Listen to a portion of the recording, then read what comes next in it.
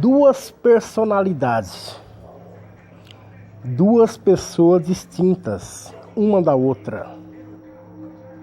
Um representa Adão, Moisés e a lei, e a Jerusalém atual que está ali hoje.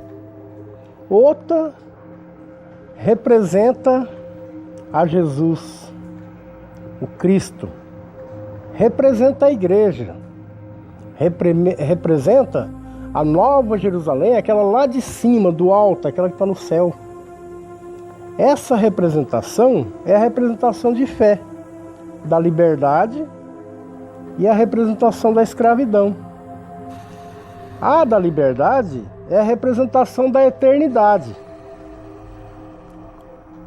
A escrava é a representação da perdição, do pecado, do fim de todas as coisas. Gálatas 4, 21 a 31 representa essas duas personalidades. Para você entrar nessa alegoria e entender que essas duas alianças do capítulo 4 de Gálatas, no versículo 24, representa os dois pactos, um da cruz e outro do Monte Sinai. Agora você tem que entrar nessas duas situações. Uma é duas mulheres. Uma é casada. Uma mulher casada e tem marido. Porém, ela está estéril e abandonada. Outra é uma mulher escrava. Não tem marido. Porém, tem filho e está acompanhada. Sara e Agar. Sara está isolada, abandonada, coitada, contentada. Sara é o retrato de Cristo, isolado, sozinho, ali naquele monte, no Monte da Caveira, ali naquela cruz, sozinho, sem filho, sem ninguém. Nem Lázaro, a qual ele ressuscitou, tão amigo que ele era. Cadê? Ninguém. Ele ali sozinho, sem ninguém para acompanhar. Assim como está Sara. Mesmo Jesus casado com a igreja o abandonou. Mesmo ele tendo marido, tendo uma esposa, mesmo Jesus tendo a esposa, porém, ele estava isolado, estéril, sem filho, sem ninguém. Assim, Agar zombava. Pela fé, ela recebeu agora a promessa. Agora ela tem um filho. Porém, o filho da livre continua sendo humilhado, perseguido pelo filho da escrava. Assim como tem essa alegoria que representa o escravo Adão do pecado, escravo do pecado. Porém, existem milhares de filhos. Muitos filhos ele tem. Ele tem muito filho. Porém, o livre, o noivo da liberdade, o noivo que deu toda a lei da liberdade para você estar livre. Porém, o que está dando a lei da vida, a lei da salvação, a lei da redimissão de todos os pecados, porém está abandonado.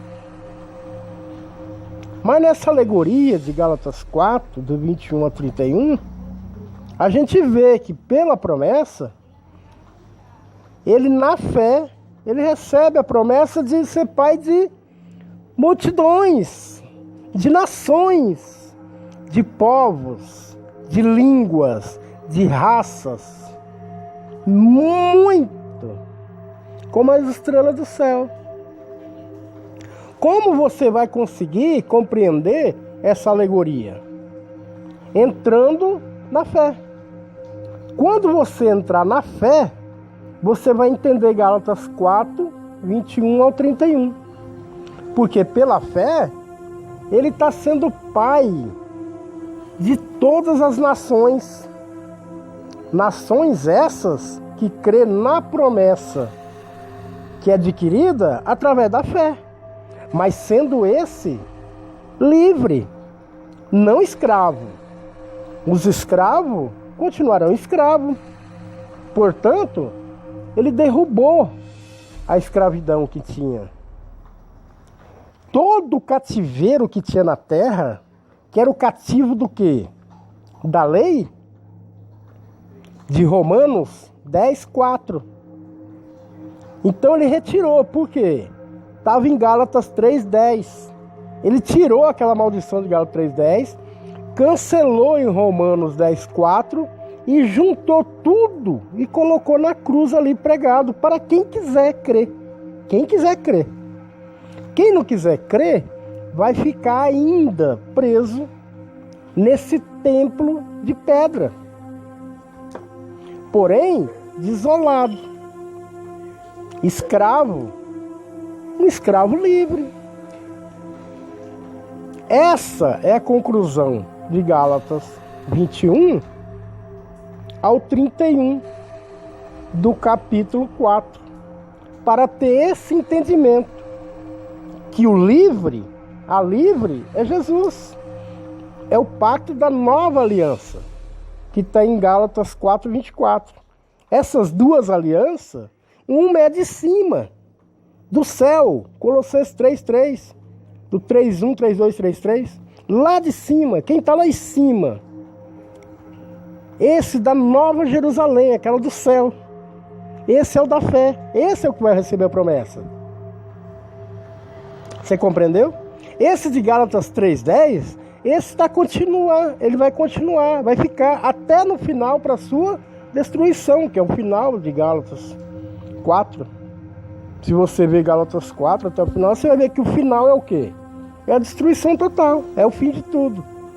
Mas o da livre, os filhos da livre, que está em Colossenses 3:3, Colossenses 3:3, esses da livre, eles estão mortos para a terra.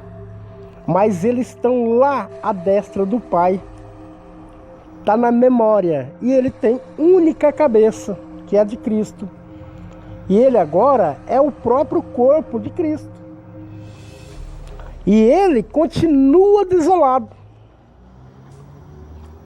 Mas ele é um membro desse corpo. Quando o noivo vier, ele vai buscar esse corpo espiritual. Esse corpo que tem uma cabeça única, que não deixou se levar nem pelo filho, nem pela esposa, nem pelo marido, nem por ninguém. Esse é aquele que saiu de casa e buscou o caminho próprio. Esse é aquele que não tem ninguém. Esse é o que está livre. É aquele que não faz as coisas boas porque tem um pastor, porque ou ele próprio é um pastor, porque tem uma denominação, porque ele tem um grupo ali, uma religião, algo que peça para que ele faça tal coisa. Não, ele faz pela liberdade que ele tem. E aonde a gente encontra essa liberdade? Como a gente pode saber? Que não basta você dizer que é cristão. O que você tem é que demonstrar que você segue a Cristo, que você responde ao que você diz. Não basta você dizer que me ama e me dá um tapa. Não basta você dizer que é cristão e seguir outros senhores, outros deuses. Mas se você ainda é um menino, você ainda está tomando leite de menino. Mas se você vê que você é um adulto, você já pode sair de casa e tomar seu rumo, toma seu rumo. Ou você tem medo de sair e não acertar, começar a errar lá fora. O que falta é você ter essa cabeça de Cristo. Coloca a cabeça de Cristo. Entra no corpo de Cristo. E fica em Gálatas 3:3. Colossenses 3:3. Por quê? Colossenses 3:3 vai te dar a exatidão do que está querendo dizer Gálatas do 21 ao 31, no capítulo 4. Porque essa alegoria é a separação do joio do trigo. Porque os que creem em Jesus, não vai haver condenação. Já passou da morte para a vida. Quando o Pai vier, Ele vai só entregar para que você veja, face a face, aquilo que resplandia através de um espelho. Agora você vai estar vendo você como realmente você é. Por enquanto, nós estamos aguardando na fé e na esperança, porque essa é a promessa do pai Abraão que ele recebeu lá de Adão. Que Adão, Deus deu para ele em Gênesis 3,15, e Noé aceitou e passou para Abraão. Abraão também aceitou e está entregando. E ali toda a lei, toda a ordenança antiga era simplesmente uma demonstração do que iria vir. Mas ele veio. Quem recebeu? Quem é seu Deus? Quem é você? Você está salvo? Quem você segue? Você é realmente de Jesus? Você está nos passos de Jesus? Qual é o mandamento único que ele deixou na terra? Aonde ele pediu para você buscar? Quando ele chegou naquela menina lá, que tinha 6 maridos, a samaritana do poço. Quando ela ficou curiosa, Senhor, já que ela viu que era Deus, viu que deu aquela água que ela jamais teria sede, ela aproveitou e falou, Senhor, me explica para mim, aonde que eu posso ir para me encontrar com Deus? Para mim ter esse encontro sempre? É no templo ou é no monte? Ele falou assim, olha, vai chegar um dia que não vai ser nem no templo e nem no monte, mas em espírito e em verdade. Aonde que eu devo orar? Olha, eu vou explicar para você como que eu tenho que orar. Eu vou explicar. Quando você entrar no seu quarto, fala com seu pai que está em secreto. Ele te ouve em secreto e te responde ao público, aos seus olhos. Não é o público no meio de um monte de gente, não. O seu público é o que você está vendo. Quem é seu Deus? Quem você segue? Paz e graça.